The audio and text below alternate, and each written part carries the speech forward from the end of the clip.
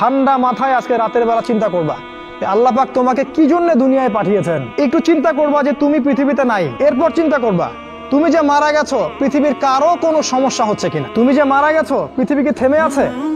তোমার পরিবার থেমে থাকবে? তোমার শিক্ষা, তোমার বন্ধু বান্ধব, তোমার আত্মীয় স্বজন কেউ থেমে থাকবে? কেউ থেমে থাকবে না। তুমি পৃথিবীতে থাকো বা না থাকো কারো কিছু আসে যাবে না। আল্লাহ পাক তোমাকে যে পৃথিবীতে রেখেছেন একটা সুযোগ খালি দিয়েছেন যাতে তুমি আল্লাহর দ্বীনের জন্য কিছু করতে পারো। এটাই আল্লাহ তোমার কাছে চান, আর কিচ্ছু চান না। আর কিচ্ছু আল্লাহ তোমার কাছে চান না।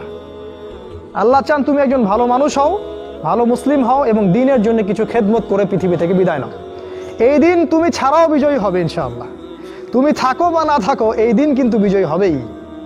হয় তোমাকে নিয়ে হবে অথবা তোমাকে ছাড়াই হবে। জীবনের উদ্দেশ্য ফিক্স করো। জীবনের উদ্দেশ্য একটাই, জান্নাত। জান্নাত পাওয়ার জন্য যা করা দরকার তাই করতে হবে।